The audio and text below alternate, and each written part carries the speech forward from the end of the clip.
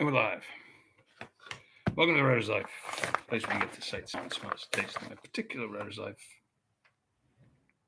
and where you get the truth about the writer's life.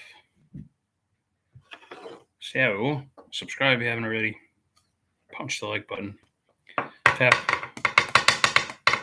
the bell for notifications so you don't miss out on one single unbelievably exciting, stupid ass video. Alright, stop saying that. What the hell is this?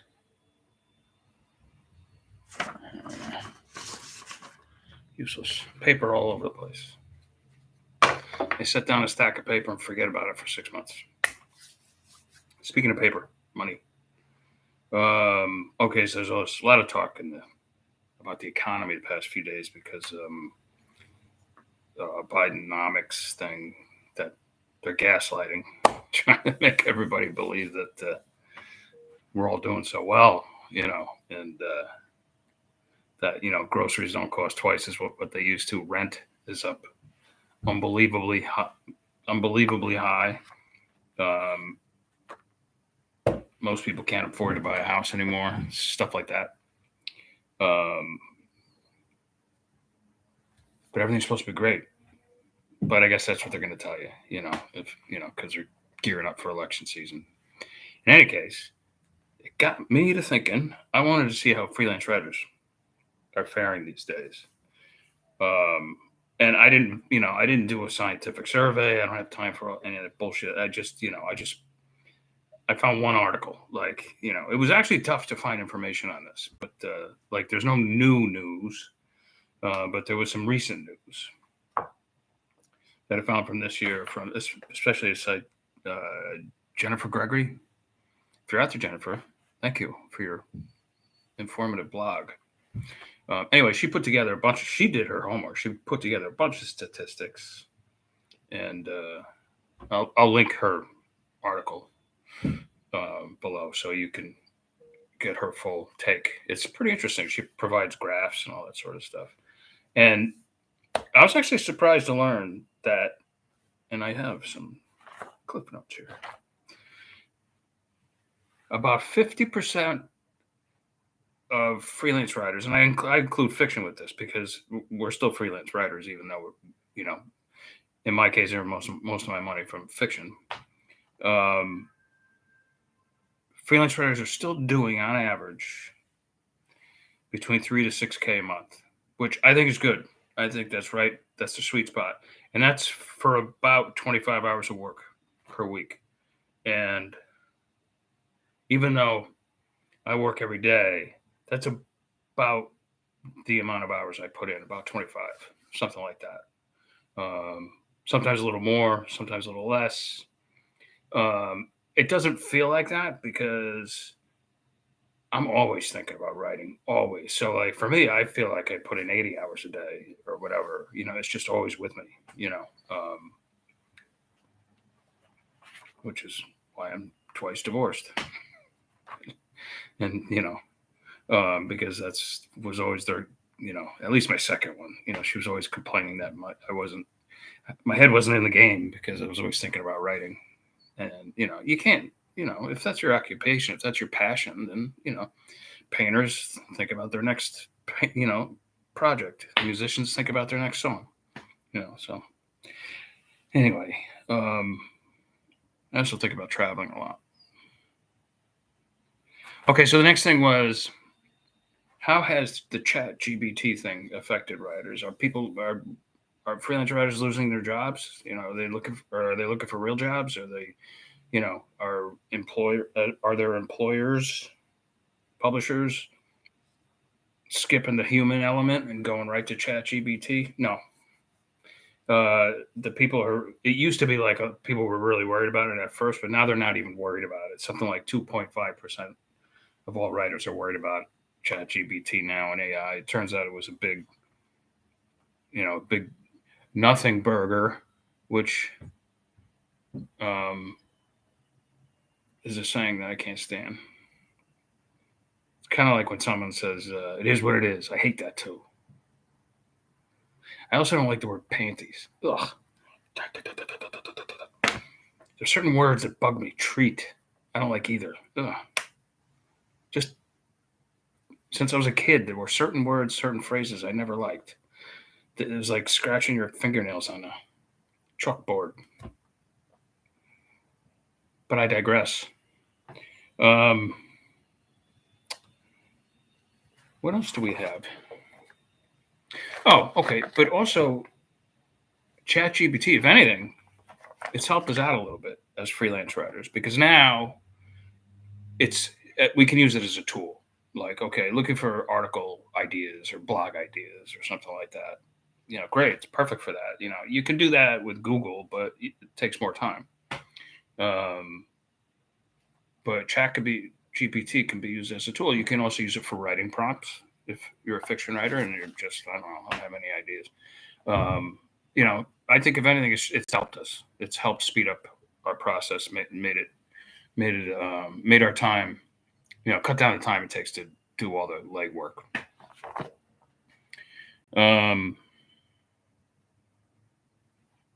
But, and this is a big but.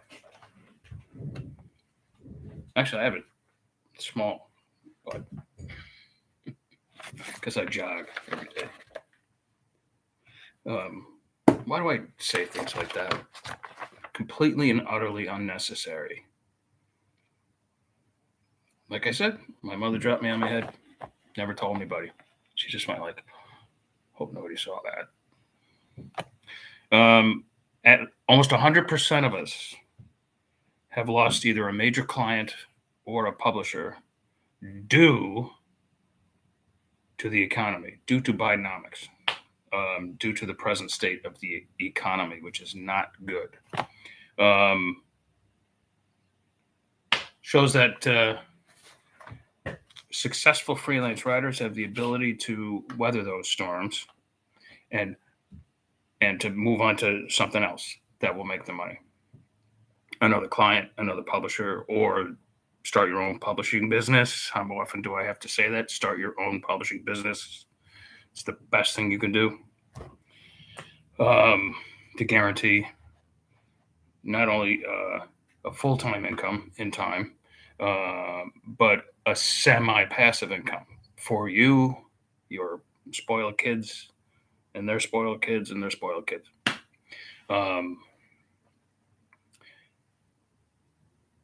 The people who throw all their eggs in one basket. I love that saying that Carnegie came up with, though. Like, put all your eggs in one basket and watch that basket. But it's not reality.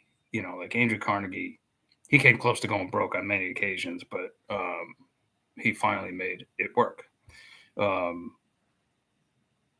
I did that once before. I gave up all my freelancing and journalism and all that sort of stuff. And I just was like, I'm going to make at least 150,000 a year with my fiction. And I had years that were like that. And I've had years that weren't like that at all. And so I learned, you know what? I don't care how well I'm doing with fiction, how many books are selling. I'm always going to have my hand in freelance writing and or journalism, whatever. Just even if it's only just say 20% of my income of, whatever I earn. Just it not only is it something to fall back on, but keeps you sharp in the nonfiction world, which I think is very important because, if you don't write fiction for a while, haven't experienced this in ages and ages and ages because I write a ton every day. But if you don't use that tool, that little piece of brain that says, now we're writing fiction, now we're writing nonfiction. If you don't use that, it's hard to start back up. You gotta get the rust out of it and the dirt and whatever, and you gotta oil it and you gotta get the wheels spinning again. So that's all I got. The state of freelance writing presently is not so bad. People are making around $3 to $6 grand in general for 25 hours of work per week. You can't really complain about that. However, our buying power has been severely diminished. And that's the bad part. So, what do they call inflation? Like the evil tax, or the hidden tax, or the whatever, the secret tax, or so. I don't see inflation really being reduced until after we stop giving Ukraine all this money every month. Awful lot of people making an awful lot of money off of that war. Both the military-industrial complex, the politicians, the leaders, they're making bank. And that includes Zelensky. They are making bank. And who wants to stop the war when, you're just filling your pockets? But that's for another video. All right. Someone's chiming in. Let's see who we have. Wayne. Wayne's the man. When you get an idea these days, do you just jot down notes in your phone? Nah, I usually sticky notes or notepads. Nah, Wayne, I just sort of let it ruminate in here for a while. And if it sticks around, I used to write stuff down. And usually it was the stuff that I wrote down that I totally forgot about. But not that I still don't do it on occasion, but like if an idea comes into my head and it stays there for, well, two things. Okay, first, if an idea comes into my head and I know it's a great idea, I'll just automatically start a story, get it going. Like I'll go home, even if I'm out, I'll go home and I'll start it, get it going, maybe a paragraph or two, some notes about where the plot's going. Or I don't touch it. I just let it ruminate in the brain for a little while. And if it sticks around, then I know it's probably a decent idea. Other times I don't have any ideas. And I just go to my laptop and just start writing.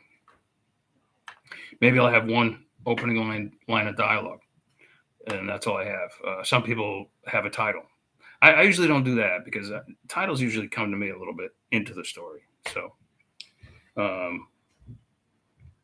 like the new one I'm writing, Max Gator. I think that just sort of came to me like early on as I was starting to write this story, but that's unusual. All right, you guys, thanks for chiming in, Wayne, man. Got more stuff coming to you pretty quick. And I'll see everybody tomorrow, Friday. I know everybody's like taking off for the weekend for vacation and stuff like that. So I'll probably just do a shorty tomorrow. And then Saturday I'll take off. And then I'll come to you on Sunday when you're settled someplace for the weekend for the 4th. That'll be my birthday. Just another day. And all right. I will see you tomorrow, God willing. Ciao, ciao.